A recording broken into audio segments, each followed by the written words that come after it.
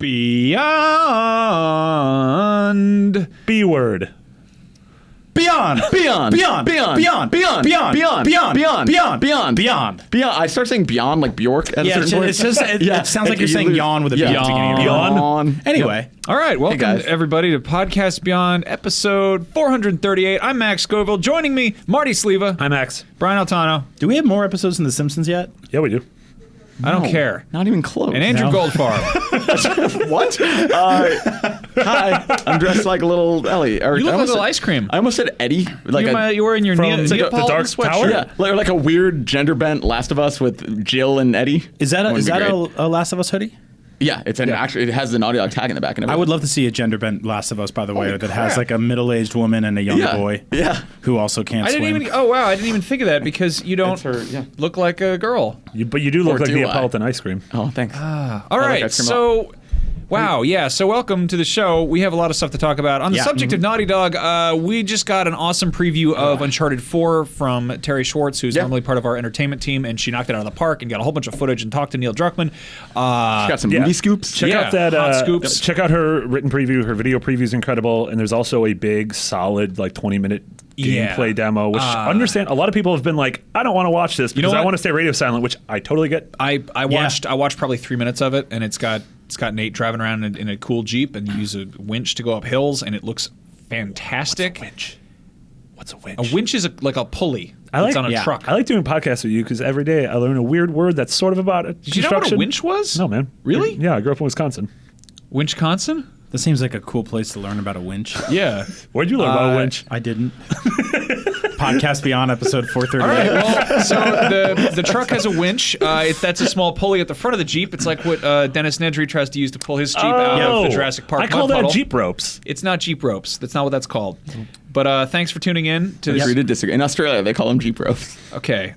So anyway, what do you guys think about this, Uncharted 4? I think I need another couple more months worth of previews to figure out if I'm really sure if I'm going to enjoy this. No, I want this game immediately. This is like, okay, so like a lot of people were really mad at the Walking Dead season finale because it had the 80th cliffhanger this season or this year or whatever it is. That show is consistently basically saying like, oh man, you better stick around for this. And the people who are still watching that show are like, don't worry, we're going to no matter what. You don't have to do this. I'm getting the same kind of feeling from Uncharted, where I'm like, you don't have to tell me anymore. You don't have to show me anymore. Yeah. I understand the point of this. I understand why you did this.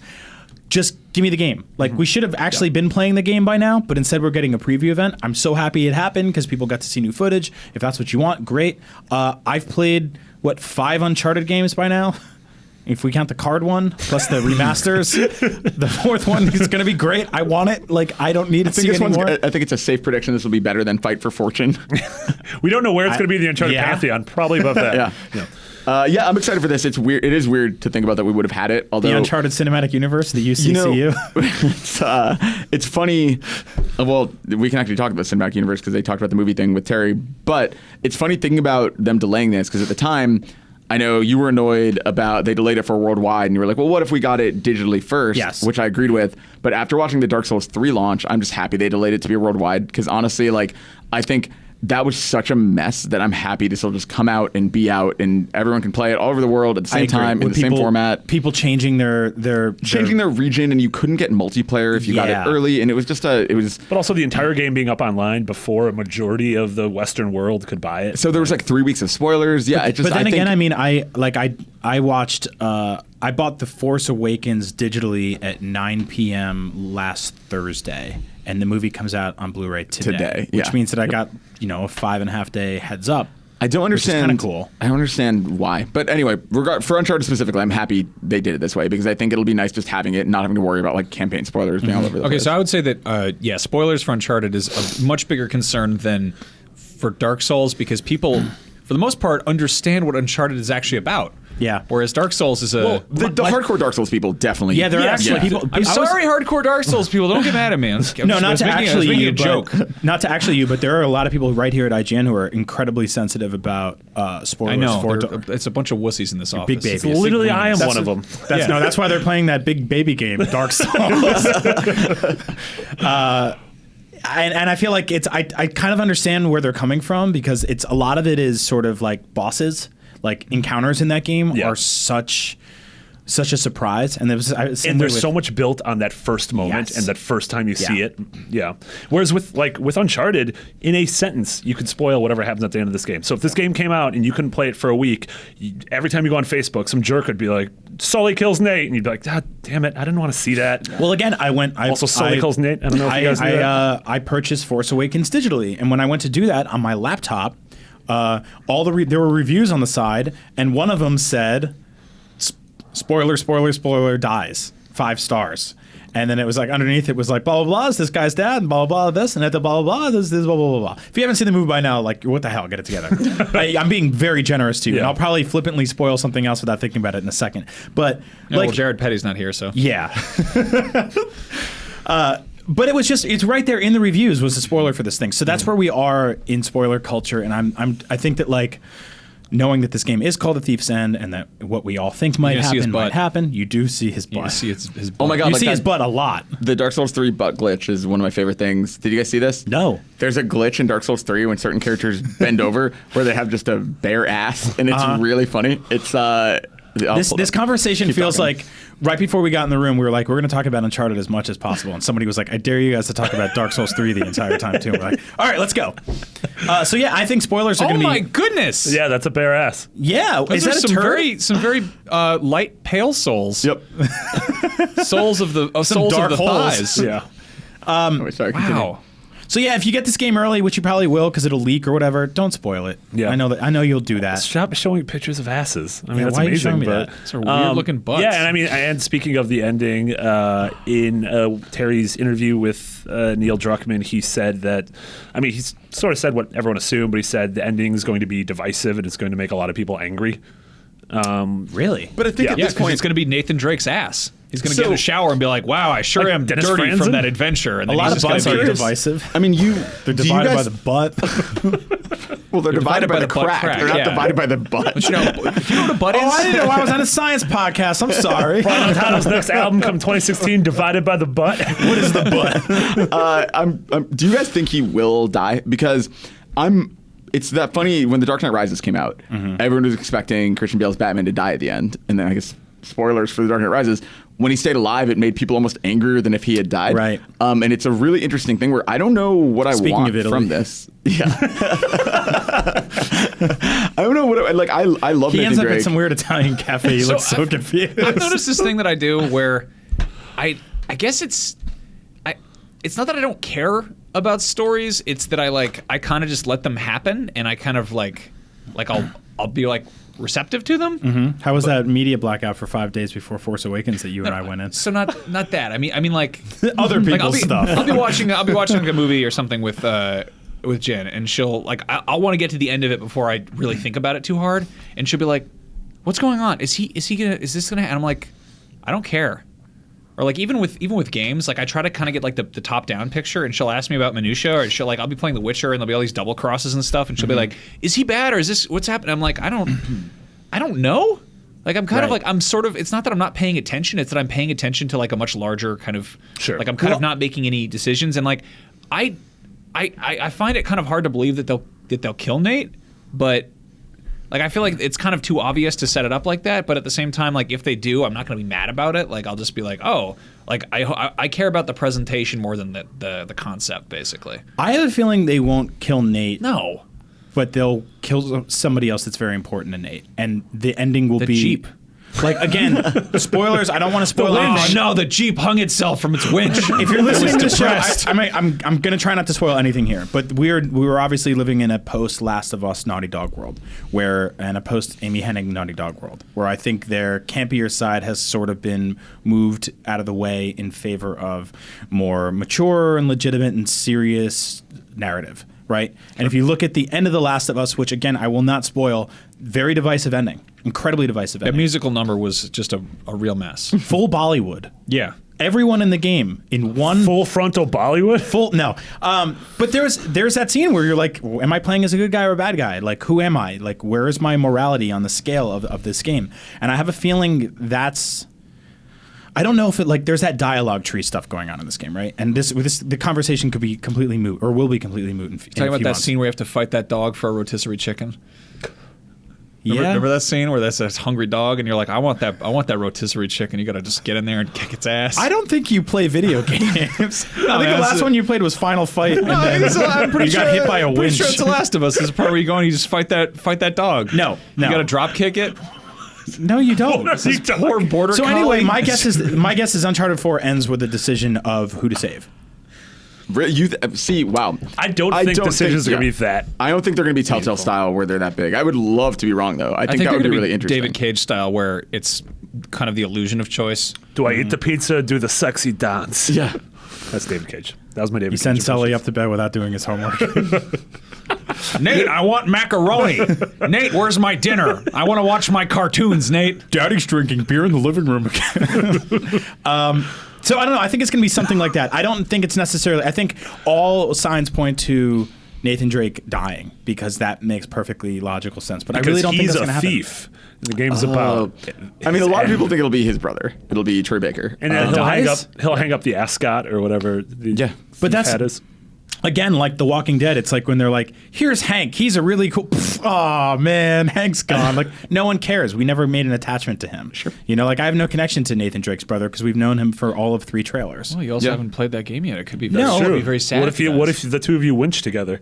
I really don't think I know what a winch is. Don't you think somebody like Elena dying is a lot more... Oh, don't kill Elena. Why? Neil, don't do it. I mean, isn't that is the ultimate declaration of Nathan Drake's selfishness is to plow through everything in his life so the people around him die and get hurt. But it's also such a standard shitty trope to kill the female lead to give meaning to the male lead. Like it's just like it's. I feel like it makes more sense than that story was. It makes more sense that Sully dies because Sully has meant to die for his a while. long term. Yeah, the one in 3, the fake out of Sully dying is awesome. Like that was like to me probably my favorite moment of Uncharted 3, other than my favorite lap scene.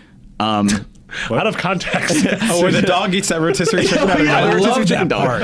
No, I bring up all the time my favorite scene in Uncharted 3 is when Drake comes back and puts his head in Elena's lap, and they have that tender little moment before they like go to an airport hangar and kill a bunch of people. Mm-hmm. But who's probably going to die? It's one of those guys hiding behind a thing. Or behind a rotisserie chicken, probably. It's going to shoot him right in the head. Those riot gear shotgun assholes. Yeah. Yeah, it's a really interesting... Oh, yeah, I cussed too, sorry. No, you didn't. You're fine. I definitely did. Keep going. All right, well, it's fine. Yeah, I don't know. I'm super curious to see how they make us care, because I think they're smart at... They know what they're telegraphing with those trailers, right? I think it's almost like a Force Awakens situation where we're going in thinking we know a lot that we probably don't actually know. Yeah, well, the difference is Nolan North hasn't been for 30 years like, get me out of this damn movie. JJ, just throw me off of the bridge. I got my foot stuck in the What's Falcon's my son's door name? again. Carly? I don't give a just have him stab me. I like how you were like very carefully tiptoeing spoilers. I jumped right in there. I'm so sorry. So watch out if you haven't seen Force Awakens. Watch out for Carly. So that was Uncharted 4, but we also got, as you mentioned before, some stuff about Uncharted and Last of Us movies. Yes, yeah. Terry talked to Neil about those films. There hasn't been a lot of progress, it sounds like. But one of the things which I think is really good, which is Seth Rogen still involved? No, wasn't that a thing for a minute? Yeah, no. Well, I don't think he was ever formally involved. I think they were ping-ponging the idea with them. Yeah. No, I think where it's him and Eastbound and Down is Sully. They basically said that there's a new writer, and it's been like a year since anything's happened. He said he didn't even know who the writer was. Yeah. Really? So for Uncharted and for Last of Us, I think those are kind of just swirling, and we'll see what happens. Your swear killed my pen. You know what's disappointing is that Maisie Williams is such a cool pick for Ellie, but at this point, the longer they wait, she's aging out of being appropriate for it, which is kind of a bummer. Yeah. Ew. Yeah. Why did you just lick that pen? Let me go get a pen. I don't know. I'll get you say I'll get you a pen. Well, all right. Don't worry about it. One of you sit here. Just doesn't take two people to get a stupid show. I miss you, Marty. I'd be fascinated to see if that movie ever actually gets made, especially because it's going to. Which, if one of them happens, which is it? What do you mean? Uncharted versus Last of Us. Like, if only one of them actually ever comes out, which do you think it would be? I mean, they made a Last of Us movie. It's called The Road. They made an Uncharted movie. It's called Indiana Jones. Well, yeah. Well, Ooh, that was a good point. They made many of Counterpoint. those. Yeah. Guys are playing a good game of movie title tennis right now. I think they made a Last of Us movie and it's The Road. I think The Last of Us could be. F. This is what happened. I think The Last of Us could be way more unique because Uncharted. Why is your pen shrink wrapped? What kind of? Because it's a fresh pen. What? What? Jack Nicholson as good as it gets. Like, you throw that out after the episode. Like, only depressed '90s kids will remember that one. Anyway, I think like The Last of Us, if they made a movie of that, the way I would enjoy to see it is not so much focusing on Joel and Ellie, but focusing on that universe. Yeah. Like maybe have them make a cameo or something, but like Pick up the pen and drop it anywhere else. Yeah, like I like that's what the formation of the Fireflies. the Clickers are interesting. Like they are a unique enemy. Like It is what Telltale does basically. It's the Tales from the Borderlands or the Walking Dead Telltale series versus the Walking Dead comics or versus Borderlands as a whole. Like I think it's that really where interesting you can idea connect it. Like other stuff happening. Didn't the Walking Dead first season like have Glenn in it for half a second? Yeah, in the first episode of the Telltale And then game he's has- just like, bye, I'm going to go do the TV show now. And he leaves. well, and that's what's cool is that they're happening kind of in parallel. and he's in the comic a bunch too. So. Yeah, and also the Walking Dead AMC show did Fear the Walking Dead, which is a kind of a different take on what's happening. Which is just like being like instead of Atlanta, it's Los Angeles. And I love that. I think when you have a world that's interesting enough to explore those stories, I think that's a really cool way to approach it. I totally don't think that's what they'll do here. I think in terms of the Last of Us movie, I think they have the story plotted out for them. Like they have, and plus they already talked about casting Ellie, so I think that would be a That foregone sounds so conclusion boring. That sounds like so uninteresting to me. Also because us. I've already experienced that story and it was awesome. but the millions of people who've seen movies haven't. I think that's kind of the, like it's people like my mom's not going to sit down and play 70 hours of. So let me ask you guys this then: if Nathan Drake bites the bullet or falls on the rocks, however he dies in this game, and they make an Uncharted movie, is it about his story again? Like, I think it has to be like a Temple of Doom situation where it's like, hey, here's an adventure of his you didn't know about, right? And maybe it's something that hinges less on set pieces and in like an interactive medium, like you make a movie, or like I hope that's what it is, right? That's what I want. I think the skeptic in me thinks the Last of Us movie is The Last of Us, the Uncharted movie is Uncharted 2. Mm-hmm. Like I really think they're going to follow the roadmap they have. I would love to be wrong. And I think for Uncharted, like David O. Russell was involved at one point. Like they've had really interesting people, and like even the fact that they talk to Seth Rogen even casually is really interesting because like they clearly don't just want. They're not hiring some generic person to take it and just make it a Indiana Jones light. Like I mean, they seem to care. Flight of Conchords garbage. Yeah. National Flight of Conchords is the HBO show. The money. What is Flight of Phoenix? Flight of Phoenix. That's the Dennis Quaid one. Yeah, I don't want it to be like Flight of the Conchords either. I don't like that. Well, I mean, I like that show a lot. Really weird Uncharted big movie. departure. Yeah. So on that note, last night I watched the Macbeth movie that's by the guy who's directing Assassin's Creed. Mm-hmm. Yeah. It's a pretty movie. Did we talk about this in the show? Maybe a little bit. It's man. Everybody listening at home, like it's on Amazon Prime right now. It's on.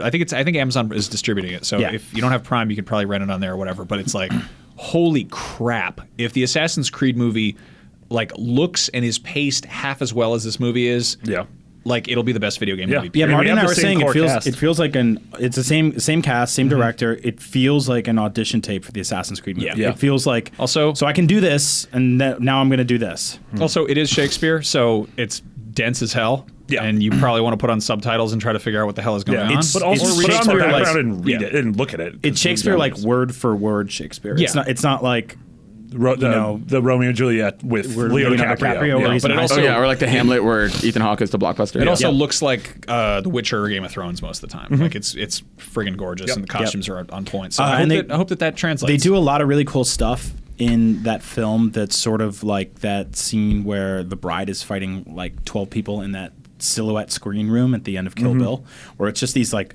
crazy silhouette battle montages that are very evocative of the marketing they did for Unity, which I was actually hoping they'd get more into in the game itself. But just seeing them do kills and stealth kills in that movie is just like, I cannot wait for the Assassin's Creed movie. And I never, ever, ever thought I'd ever say anything like that.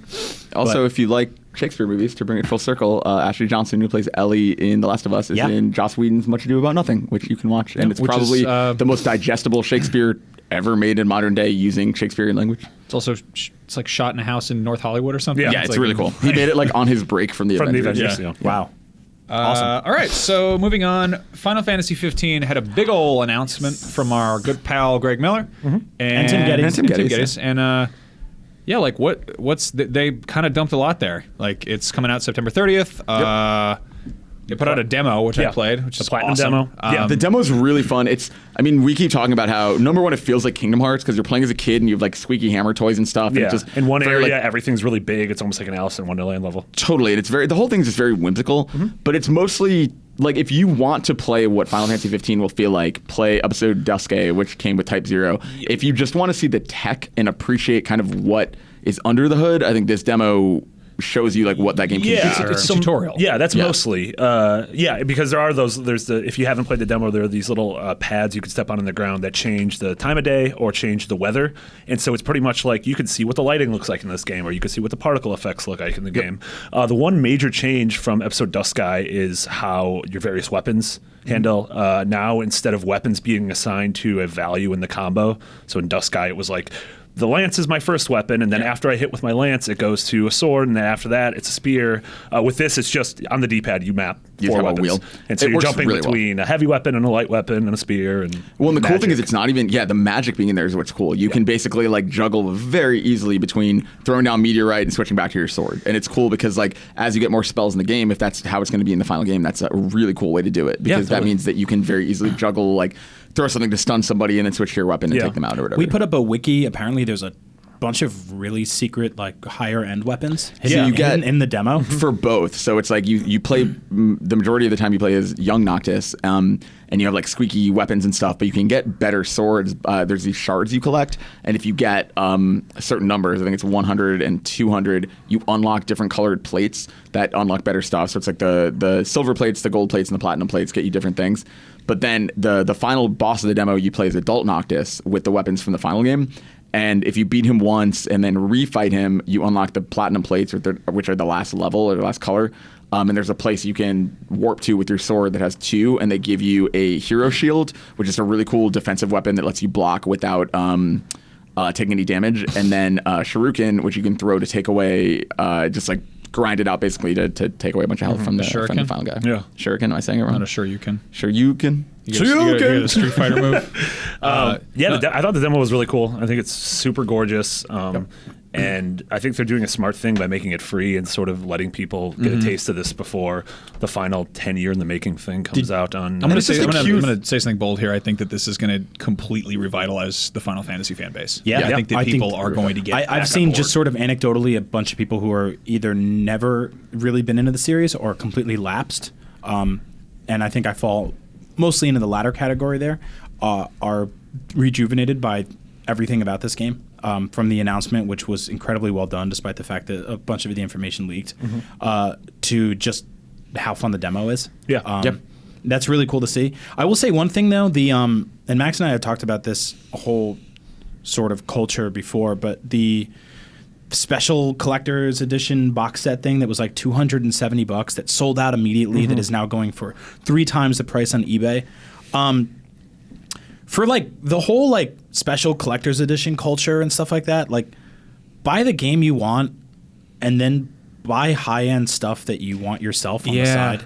Like if you want a really cool Nathan Drake, like I'm sure you can find a high-end one and then buy the game for $60. Like the soundtrack, you like get the cool stuff you want piecemeal. I feel like the collector's editions and the really big box sets are a great way to take a bunch of stuff that's not that great and put it into one box. Although this one, like, agree with you in 9 cases out of 10. This one is a PlayArts Kai actual high-end Square Enix figure. That was I do think this is a cool. I agree with you about buying piecemeal. The sculpture in this one is actually pretty cool. Yeah, but some of the other stuff with it is a little. Yeah, it's weird too. Like you get an extra. So they announced this anime called Brotherhood during that event. First episode is already on YouTube. There's 5 episodes.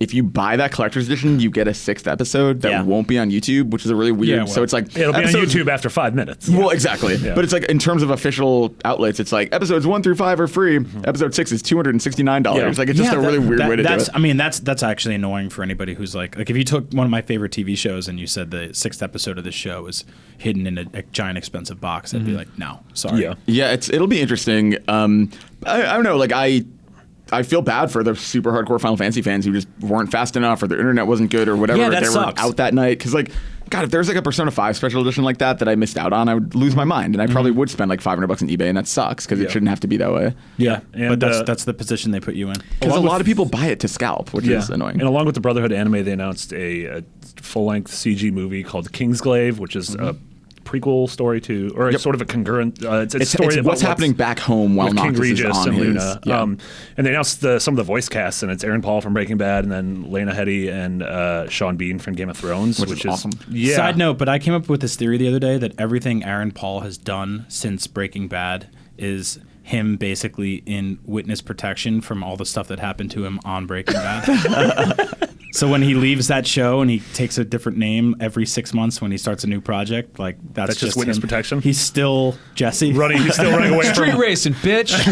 It's funny that this is his second video game movie since then. That's weird. Yep. Yeah, I mean, I have a feeling that guy likes video games. Do you count the Xbox commercial he was in that kept turning on Xboxes or whatever? 2.5. Yeah, and What was he playing in, wasn't he playing was it Rage? Rage? Yeah. A Rage light gun game that didn't exist. Oh, he that's was right. playing the And like in Rage Rage, move. you could find Tuco's Grill. That's which is right. really funny. They put a Breaking Bad Easter egg back into Rage. Yeah, he was playing a light gun version of Rage with all of his drug money Yep. in that horrible house where all his friends were. Dream bigger. Yeah, dream bigger. But yeah, I'm excited for Final Fantasy 15. I think this fall, that is the furthest out game that we know. That's September 30th, and then we know Deus Ex is in August. But other than that, other than the obvious things, like we'll get Call of Duty and probably Battlefield and whatever else this fall, that's the furthest thing we know. So it'll be interesting seeing where that falls, because September is like a smart time to release a game like this. Yeah. I have a feeling this game could do really well because it'll be ahead of that November rush. Yeah, this is sort of the slot. I mean, it's a little bit later than when Metal Gear released this year, so people had time to like jump into a really big meaty game before the fall rush. I wonder what this means, because it's a worldwide date.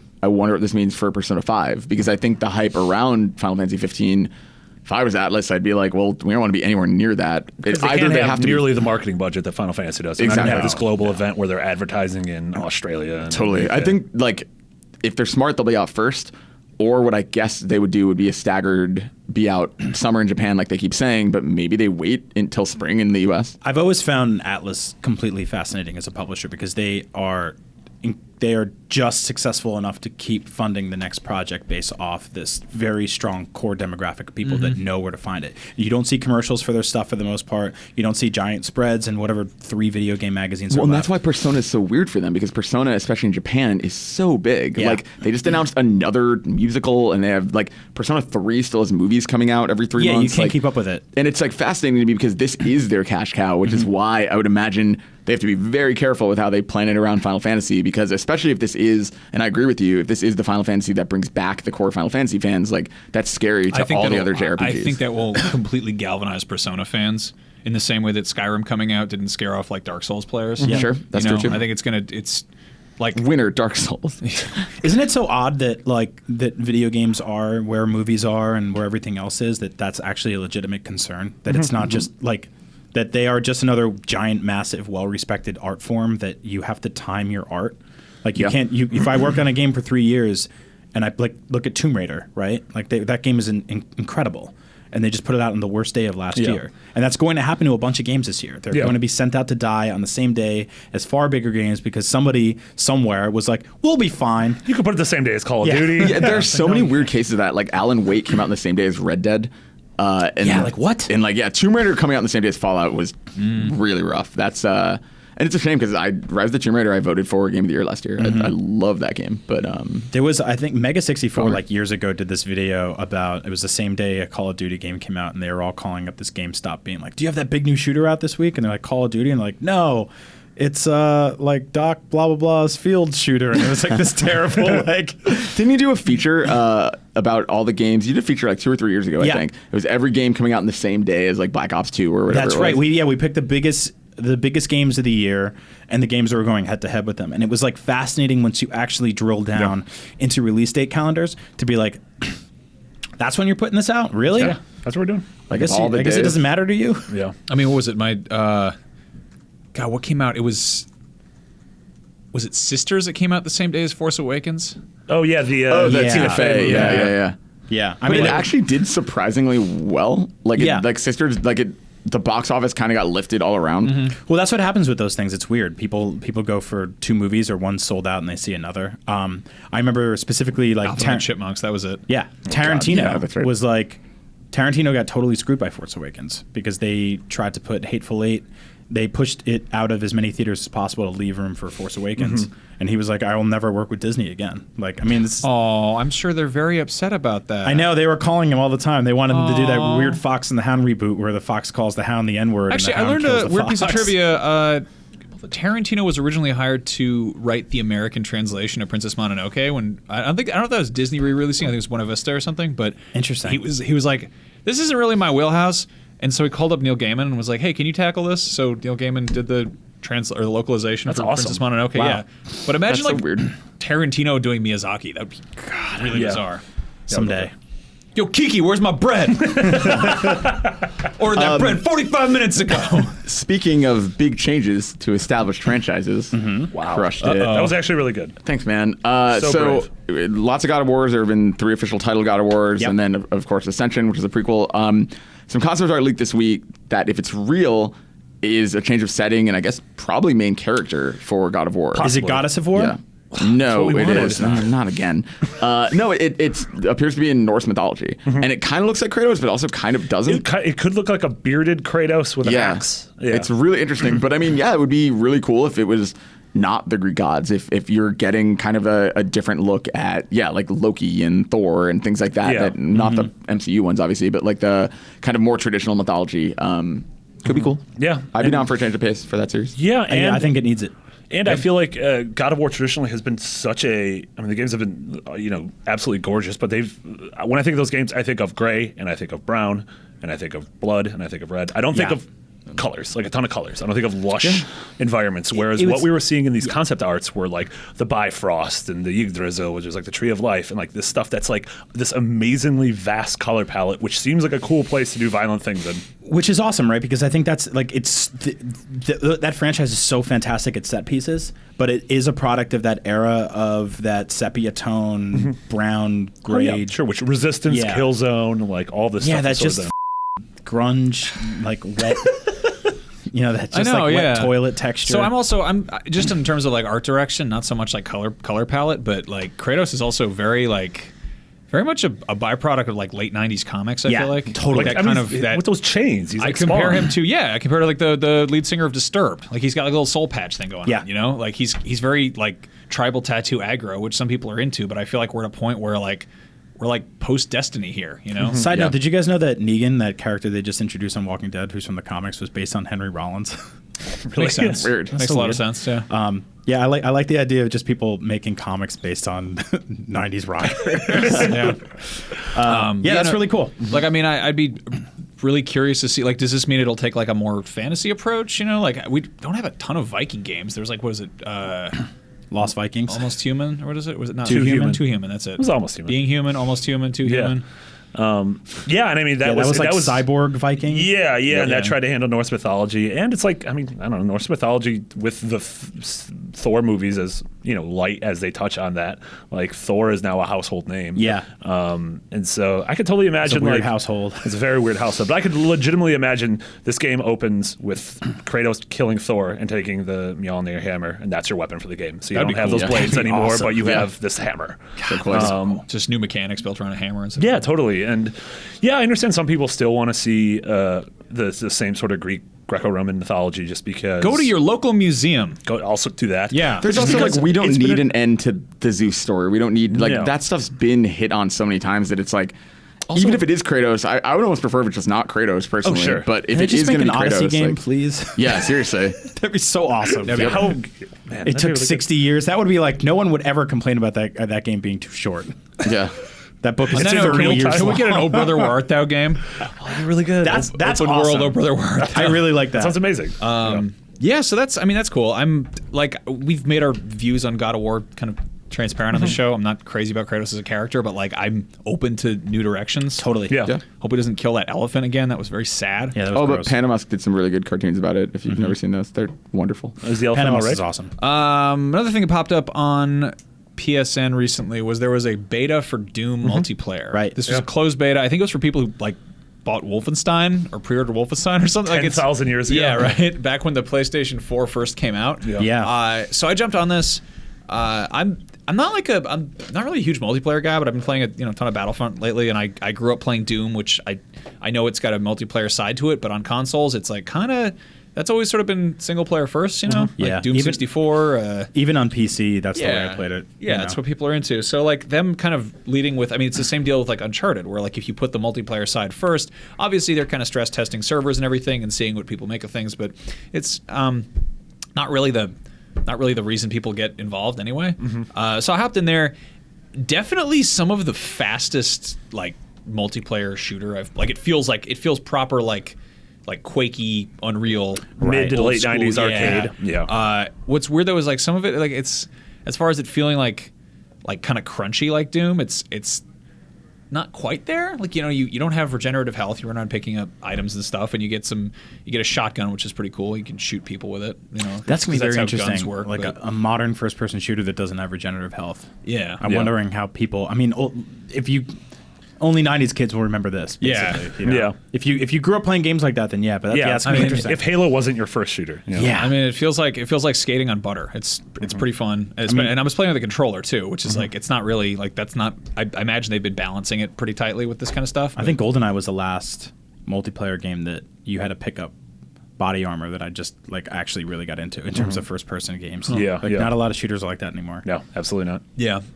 So I'm curious. My biggest hope for this game is that it is what Mortal Kombat 9 was for Doom. Yeah. And that it's like a complete return to form, like totally shameless, over the top. Like, hey, maybe those late 90s iterations where we tried, or the mid 2000s iterations where we tried to get too dark and serious and and spooky, pretentious. And stuff, like maybe we should go back to that goofy, like angry teenager stuff from 1993 that did well for us. Yeah. So it's interesting because horror games are probably more popular than they've ever been right now. Especially with VR and just the amount of, like, I think because we're finally at a point where you can set up a really incredibly terrifying vibe in a horror game. The first game I demoed in VR was Doom 3. Right. Yeah, and so like it's interesting for them to be like, well, we could easily make this a horror game right now, but instead we're just going to go crazy 90s action game with it. So it's gorgeous, right? It's like a very pretty looking game, despite the fact super, that it's super colorful. There's lava everywhere, and the demons all yell at you. Which I think I was really surprised about when I first saw it, because a lot of people forget that about the original Doom is an incredibly colorful game. Yeah. Like the reds and greens and blues in that game pop out like crazy. Yeah, it's because you only had like 256 colors back then. Yeah, but they used the good ones. Yeah. They used the good. Why don't you should rank the colors. You rank numbers. That could get dangerous. Yeah. Yeah, that could get real bad. Number one is white? Yeah. What's wrong? Where'd everyone go? I mean the color, not the man. Yeah, that'd be bad. Yeah, so they wouldn't be number one. Doom. The one thing Doom does have going for it that kind of sucks is your Doom guy looks just like Master Chief. Really? Like it is some generic ass like, hey everybody, it's a big old Nerf gun spaceman. Like, which is weird. Is that okay considering they're the original Space Marines? I mean, yeah, but you were also Doom guy. Like you're this stupid looking like. One of the most iconic things was that guy's face in the corner that just got more and more beat up. Like I kind of wish they would throw that in there just for old time's sake. Maybe let you create your own character and then have a damage model for it to show like that would be awesome. Like let everybody be represented, but like have your own that like Yeah. I mean, throw in face scanning for the hell of it. That'd be hilarious. Like you've got a picture of yourself down there and you're just getting like bloody noses and really like that. No, but I mean it's funny because we get these games that are sort of like the multi-platform answer to something else, and I can't help but feel like maybe this is kind of dipping a little bit into Halo territory. I mean, I don't want to start a war here. These are peaceful games for people who enjoy. It's called Doom. Yeah, but no, like I mean, it's it's the one that started it all, but it's also I don't know, the kind of the fast-paced, sort of colorful, like it's sci-fi, but kind of like over the top. Like I don't know. The multiplayer also doesn't feel like. I guess it is violent, but it doesn't seem super violent. Whereas I think the single player is definitely going to be like gross. Yeah. Let's remember from the the E3 demo. Yeah, where it was ripping out just awful, disgusting, so funny. it was like 9 in the morning or whatever. I got so pumped watching that. Bit I a was so Cockademon's excited. wiener off, and it's just like, what is happening? I don't even have my coffee yet. The one interesting thing in here, though, is worth mentioning is that the kind of the big pickup that you get in the game is you get to basically become a demon. And that big, disgusting one that looks like an ostrich, kind of, that has like a jetpack on or whatever. I forget. I don't know, the Baron of Hell or whatever. Chris. But you're Jeffrey, whatever his name is. But you fly around, you fly around the level, and it's kind of like, I feel like it's going in more to that territory that we're seeing more and more with games where it's kind of lending itself to possibly turning into a hero shooter down the road. Right. Which, I mean, I've been playing a ton of Battlefront, and the more I see it, the more I think that, like, in a year that's going to have a hero shooter mode to compete with, Overwatch and Battleborn and all that stuff. Well, the way that game is heading, it's going to have so many heroes by the end of the year and villains that, like, when you get stuck as playing as a stormtrooper or a rebel, you'll be like, what? Yeah. They'll phase that out eventually. Replace that with when Watto's flying around and I shooting. can't wait. Don't even tease but that. I mean, that's I'm a Toydarian. That's the part where I think Doom multiplayer could get really interesting. Is that if it's a mode where everyone's playing as a different demon, Yeah. and like you're drawing straws to who gets to be like Cyber Demon, who gets one of those stupid eyeballs or whatever. Those big. Oh, Greedo, you stole my jetpack again. Wouldn't Watto also be like that's on fire. 70 years older than he even was? He would be incredibly old, but I mean, first of all, we saw how old a Toydarian got between those two films. So I'm guessing like 40 years later, what if he just hit puberty?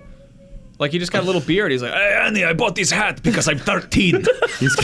I finally hit puberty. He's got his crappy little wings. They're holding up his like 600-pound body. I'm getting old and my urine does not work anymore. I have a UTI. My entire body cavity full with helium. That's how I fly. Anyway, Doom. So Doom multiplayer does not have Watto in it? Question mark? It has other weird old demons here. Yeah, I'm tentatively very excited for Doom. I think I think it could be a super fun, just junk food like I hate my dad, blam blam blam kind of game. Yeah, it's coming out at a good time to where like I'll play through that campaign in a weekend, a couple weeks before E3, and it'll be good. It'll be out of my life. Andrew's crying. What's a good food to eat while you're playing? Like Doom? Watto impressions quite a bit. Andy, is that you? So what else? It's rapid fight. My laptop died, but okay. Let's do it. Every week I jump in the podcast beyond Facebook group. That's facebook.com. Facebook.com/group/podcast beyond. You know what? I'm bad at talking about URLs. Just like I did this week, and I put in a little section called Rapid Fire where I ask you for your questions. These are all PlayStation centric. For those of you who want to know our favorite pies or whatever, we'll get to that next week. Pie Station. But yes. You can talk about pie when we're not here? Kevin Adderidge says, what's a PlayStation mobile game that would actually pique your interest? Obviously, Nintendo just launched Miitomo a few days ago. It's like 3 million people downloaded it in the first few days or first 24 hours, 2 million in the US. It's immensely successful. It's at the top of their charts. It's not really even a game. It's just sort of an experience. What's the PlayStation version of that? Now, I know we've seen PlayStation mobile games in the past, right? Do you remember those? Well, and they just so PlayStation Mobile as a thing is kind of not a thing, but then they just opened a new studio. That'll focus on mobile experiences. So hopefully we're getting something a little more robust than what we've seen in the past. And there have been awful tie-in things like before. There was a Coca-Cola sponsored app before PlayStation All-Stars came out that was like a weird endless runner and it had a bunch of modes in it. I don't think stuff like that. I think it would be cool to do.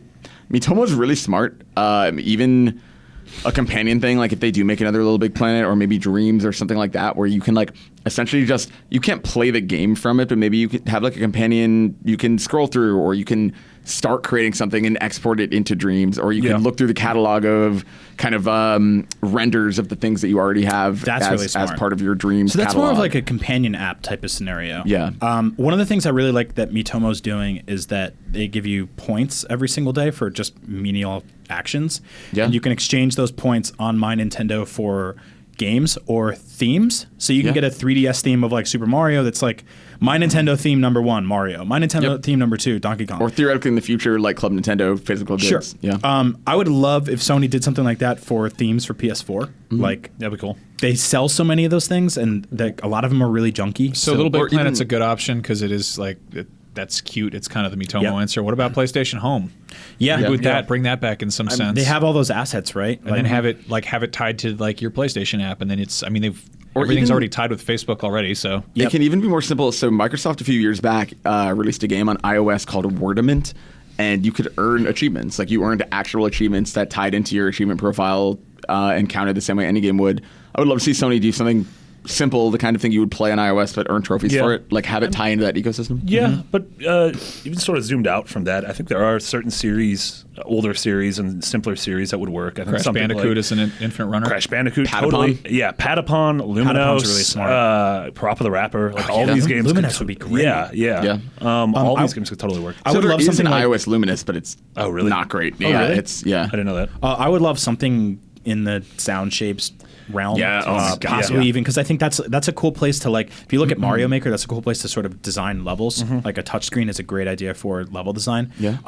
Having a standalone version of sound shapes that let you design levels, and then you could upload to the cloud and then download them on PS4 or Vita and play them from there would be really cool. Yeah, any rhythm games tend to work really well on touch.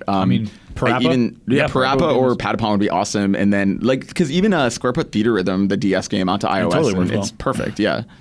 Yep, touchscreen stuff, rhythm stuff, but also like anything character creator customizable stuff. Yeah. Like, I mean, Little Big Planet would be a lot easier to make stuff in if you're using an iPad than, Yeah. you know. No, totally. And as Yeah, much as it's always the button problem, right? Like Little Big Planet, the creation part's great in touch, but the platforming stuff would be awful. I mean, So- there's stuff like Severed, which is Drinkbox's game, which Yes, is totally. hopefully Yeah, we're hearing from soon. That's a touchscreen Vita game that, yes, we'll play it on our Vita, but if they release it also on mobile, it'll sell. Yeah, I and think like also they- Melee more. eventually came to Wii U and Yeah. a bunch of other stuff. I think it'd be really cool to see a standalone Last of Us game where you're fighting that dog for that rotisserie. Yeah, you got to just really pull those bones out of his mouth. You know who that dog is, right? Nolan He's North. the titular naughty dog. That's right. He's a real mean boy. Joseph Hernandez says, are you planning on jumping into Dark Souls 3 next week? We kind of skipped over that this week. It's a big one. We're kind of short on time. I'm not. Really? Yeah, I man. think I'm going to wait. I totally am. I played Bloodborne, which is my only Souls game. I've never played an actual like Dark Souls game or Demon Souls. But I played Bloodborne so late. I played it in like October, November for Game of the Year consideration. I want to play Dark Souls while people are still talking about it. I want to play it while I can come in and be like, oh, I'm up to the second boss, and talk to people in the room who just beat that boss or on the same boss. Yeah. Rather than people who are like, oh, I played that 8 months ago and I don't remember. I Sure. want to be part of that. See, I started Salt and Sanctuary over the weekend, and it's like really cool and really interesting, and it's also a total slog. And like, yeah, you do have those peaks and valleys of like overcoming a boss and feeling like an awesome hero. Those salts and those sanctuaries. Salts and Sanctuaries. But it's also like, it's not something I think I really have the capacity for right now. Like on a personal level, like while we're here and we're all friends, like with the stuff that's been going on with my mom, like I'm trying to not just limit the media I interact with to be only positive, joyous, optimistic cartoon nonsense, but at the same time, like I don't know if I really need something that's so densely miserable and difficult that consistently pushes back at me. Yeah. And I know it's worth doing playing that game, because the victories are, I would say a victory in a Souls game or a Bloodborne is better than a victory in pretty much any other game in the world, right? Yeah. Like when you actually nail it and you're like, I did it, there's something immensely satisfying about that. But But I'm also, just, you get what you pay for. you It's get like what you pay it's for. a harder grind there. But it's like, I think with the time I have right now, I kind of want to focus on playing stuff that's just a little more bright. You've been playing Battlefront, and you've been like also- rewatching the Battlefront Star is- Wars movies. you love. Stuff that's comfort food for me. You know? It's also like gorgeous out. We're approaching like springtime, summertime, and like Dark Souls is like not really where I want to be right now. Yeah, I would have loved this game over Christmas break. You know? What's the verdict on like difficulty for this one? Because I know like Demon Souls is super hardcore, Dark harder than Souls ever. is tough, Dark Souls is 2. Is this harder than the rest? Or? It's front loaded with difficulty. Yeah. Okay. It starts off as some of the hardest stuff the series has ever had, and then by the end, which is sort of like those games, by the end you gain a confidence and your character starts growing. But by the end, it becomes easy-ish, easier. I mean, man, I feel like this the way I felt about like survival horror as a kid, where like I liked the idea of it, but it was just like not something I enjoyed playing. Totally. And I was like looking at it like the Souls games have the best monsters. The monsters are so good. Where the hell are those in movies? Dude, you love those monsters. Like Guillermo del Toro's the only one like doing anything close to that. Anything close, and even that, like I was looking at, like the Bloodborne, the scary wet mop horses and all that. Those big old leather scrap people. Well, I feel like Disgusting. they're very mired in like it's 60s, 70s, 80s, and 90s like creature design of actual tangible physical creatures like Jim Henson's workshop, classic movie monster stuff. Like I'm blanking on names right now, but a lot of the guys that grew up making terrifying movie monsters out of actual Pumpkinhead, stuff like that you could actually feel. And you look at monsters now, and they're all digital, and I think you're missing that's a really interesting point. And the reason I love the Souls games and the Bloodborne bosses and stuff like that is because they are tangible looking. They look like they're made from like weird torn leather and hair and bone. And they work so well because, I mean, since Bloodborne and a lot in Dark Souls 3, it's a transformation thing where it starts as a person or a bird or a thing that you understand or a dog, and then all of a sudden all these tendrils come out of it. You're just like, what am I looking at now? And you're like, oh, I'm going to backstab it. And you're like, oh, it doesn't even have a back. It just has a bunch of eyeballs everywhere. Like, I don't even know what I'm doing. Yeah. So, I mean, like, I really wish I could get into these games. I'm curious about Dark Souls 3. I might do the thing you're doing, Andrew, and just, like, check it out. But I feel really bad. Like, I want to grab a physical copy so that if I don't get into it, which I feel like I probably won't, it's not, I'm not, like, hogging it. That's one thing it really does suck about getting digital stuff is, like, either you can't pass I'm it on out to a $60 bud. or I'm sitting on a game that somebody else would enjoy more than me. Yeah. We got this is a really interesting question. We'll just do one more since we're kind of short on time. And I don't know if you guys even have an answer for this because it's kind of deep. But Jordan Bear Pollock says, what is one game you wish never existed? Like, has there ever been a game that's just been that has torn the industry apart in some way? Duke Nukem Forever. Yeah. Duke Nukem Forever straight up because that killed that franchise pretty much. I grew up playing Duke Nukem 3D. It's super stupid, super goofy, but it's also a huge homage to like 80s and 90s action movies, and it sucks that game took so long to get made, and when it came out it was just like a trash fire because like I think there is a world in which there is a universe in which Far Cry Blood Dragon is a Duke Nukem game. Right. Or Broforce is a Duke Nukem game. It's like that kind of stuff totally makes sense in that way, but that they just kept polishing that turd until it was that's a really good answer because aerodynamic. It took them so long to make that game that it not only destroyed that game, most of the people working on it got screwed over, and it killed off that character forever. It actually it felt like they dragged that character out of a tomb to make that game. I mean, it's a milestone. I think it's probably in Guinness Book of World Records or something. It's I think it is. I think it was years actually for development. Yeah. That's such an interesting question because I'm trying to think of like the games that would have the most impact by being removed are the games that have had the most impact. Yeah. And generally, those have changed the industry for the better. Yeah, you have to think about something that sort of like irrevocably ruined everything. I'm trying to think of like what's the first game that had like major microtransactions that just became acceptable. But I mean, the first time I remember people complaining was the horse armor. Yeah, but that seems like nothing. That was in such comparison. a side note. It's like, well, you can still just play Oblivion. Dude, I miss when our biggest problem with DLC was horse armor. Yeah. Like nowadays, it's like you have to pay money just to play again. I mean, that's my old roommate worked at GameStop, and still he like stole like an entire pad of those stupid peel off things he had out with horse armor. So he still has so many codes for horse armor. So hit him up if you ever want horse armor. Yeah. I don't know. I mean, honestly, my answer is none. Like, I don't.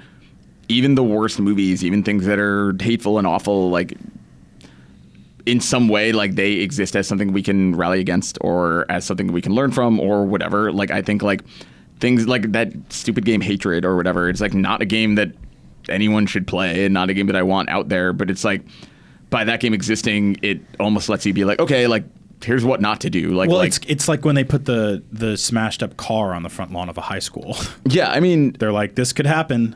It's not all examples are not all things are role models. Sometimes you learn things from bad things, right? And you learn how to not be something.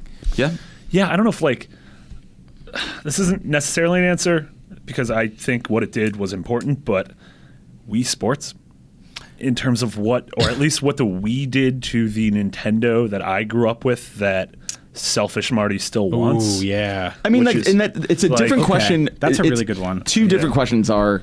What do you think the world would be like if you removed X game from existence? Right. Versus what do you wish didn't exist? Because like I would be curious to see Nintendo if Wii Sports had never happened. Wii Sports but is I don't a like great one. actively wish it didn't exist or anything. But Wii Sports sent the Super entire Metroid on the Vita 3. Yeah. Wii Sports sent the entire. I don't think we ever would have gotten another Super Metroid because those games never really sold well. But Wii Sports is a really good answer because it sent the entire industry on a bad diagonal towards something that never came Connect into and fruition. move Yeah, we and- got 2 Kinects. We got all the Move controller in the pickle. Everybody was chasing that dream. But you know like, what? we're gonna get Grandma's gonna bowl again. Like, how insane is that? I also don't think you see as big of a console base as you do right now without the Wii doing as well You're as right. it did. No, totally. you're right. Like, I think if Wii Sports didn't exist, the PS4 would have sold worse. You're right. Because, I mean, like, that was the rising tide raises all ships thing, Yep. right? That Yeah. was the entire industry moved up with, and that was the weird thing was following NPD during that time and seeing We Play in the middle of the charts for like a year and a half, and We Play was basically a Trojan horse 'Cause it came with a controller. For a controller. Yeah. And it was like, how do you get a controller in the top 10? Well, you package a fishing mini game with it. Yeah. You know. Yep. That's a really good one. Yeah. I would also Daikatana. Daikatana, yeah. Yeah, I mean, that because that just kind of screwed up how games got made. yeah. Yeah, I'd say any game that ended up killing off a studio, like what was the drawing tablet? Oh, that you draw? You draw. Yeah. Killed off Seriously. THQ. Killed THQ. Like yeah. murdered an entire. Yeah, some of not the murdered, but, like you know. Too Human pretty much put Silicon Knights, Yeah. out of business. I mean, they had that X-Men game that came out afterwards. That was Yeah, so, I think they were like, not to speak ill of them, but I think they were on borrowed time for a while. Like, Yeah. I'm actually in the belief that they hadn't had a really good game since. Yeah. Like the PS1, PS2. It's like that weird butterfly effect thing where I think if you remove any of these things from the equation, like what else happens instead? It's really interesting. Yep. yeah, yeah. Like I don't like what is the world without GTA 3? Yeah. Yeah. Yep. Makes you I don't know. Let us know. Send us an email at. Send us an email if you're a time master and you can see what happened. No, I'm genuinely interested in to see what people's answer for this is, because I think a lot of people just maybe they hate a game and they think it should be gone, but that's not really how this works. Like part of me was thinking Angry Birds because it was like, well, that just got a bunch of people playing like a not great game, but it's also like kids love that, and anything that makes kids happy, why would I want to take that away from the Yeah. universe? And again, it helped the industry. Yeah. Yeah, And we sold a wouldn't have bunch that of great phones. movie on the way without it. Yeah. I don't know. Maybe the movie's great. Probably not. Probably not. All right, so for your number one Angry Birds movie podcast, this is Podcast Beyond. Where can people email us? They can send an email to beyond@ign.com. This is the one you do. You go to the email, you type that in. We had a very cool email. We made a joke about Battletoads, and we said how their names are. We said their names are they're Zitz and Pimple and Rash. Ratchet, Runkle, and Stunk. And Marty, you made a joke about one of them should be just called the Herp or like Yeah. herpes or something. Just herp. And we had a Singular herp. a herpetologist write in. A herpetologist is someone who studies amphibians, and apparently they are referred to in shorthand as herps, like toads and newts and salamanders and things like that. And people who go looking for them, like recreationally, like how bird watchers are called birders, they're called herpers. So he wrote in to tell us that we accidentally made a very clever joke, and I wrote back and I said, do you have any pictures of toads and stuff you caught? And he wrote back with this cool, like, personalized zoo books. So I wanted to say very, very special thank you because I like frogs. Yeah, that was really cool. You sent us all that email. We Yeah. got to look at pictures of amphibians, Turtles and I Yeah, learned I so was much like- about or tortoises. whatever animal. Wait, I was what at a did- bar what was your last wor- night looking at pictures of like frogs. and- Turtles. If you have What was cool your pictures term of for animals, turtles? Huh? What was your term? Oh, for I called turtle? them toilet rocks. yeah. So Brian Altano could use some more animal facts. If you have some cool animal information, again, beyond@ign.com. We like Yep. pictures of animals. Send us a picture of your dog, your cat, or whatever. Oh, please do dogs. that. Yeah. If you got an Or just tweet them at iguana, us. put some sunglasses on that mother. Write that one down. Yeah, and then you can recreate the Acclaim logo. Yeah, and then your aquarium will go out of business. All right, thank you for joining us. You can find us all on Twitter. I'm Max Scoville. Marty is McBiggities with 2 G's and 2 T's. Brian is Agent Bizzle. And Goldfarb is Garfep. What? And before we say goodbye, we should just mention Marty and I are going on a secret trip to Japan next week, so we will not be on next week's show. Oh, and I'll be at Wait, no, that's the one afterwards. That's 2 weeks. Okay, Yeah. 2 weeks. Yeah, we'll talk about that later. bunch of us will be Also, there's signs all over this room. Like literally just there's one there, there's one on the other side of the door, there's one hanging for the camera. It says, please call out an app, iOS, PS4, Xbox, etc. during this recording. Just any This of them. is a requirement for all weekly podcasts and shows. Please do it every week. Thank you. So if you'd like to What do get you an think about that app note? Fran? to... Is that a Fran note? That seems like a Fran note. So if you'd like to, check out a cool app for your telephone or tablet or whatever. That being or said, the your PS4 app is actually really good. Yeah. Yeah. So Okay. yeah. Or if you're one of Everybody- those odd Xbox fans who watches this show about PlayStation Maybe they also on your have, Xbox. maybe what if you have two consoles? Everybody tweet at Fran Mirabella and say you checked out the PS4 app because of Podcast Beyond. Yeah. Yeah. Is it at Fran Mirabella? You Yep. got the whole thing? Yep. Is it really it? Molto bene. Huh. All right. Well, sotto voce, Speaking of Italy, Guillermo del Toro. Bonsoir. Not even Italian. What's happening? what is that? What are those words? Guillermo del Toro is the name of a man who Giancarlo did... Buonarroti. I don't know any words in Italian. We done? Beyond. Meatball. Beyond. How do you say Machiavelli. meatball in Italian? Meatball. With like 6 racist? O's. Mamma fratelli. It's not racist. I'm Italian, Mama Fratelli. Risotto. James Gandolfini. Beyond. Beyond.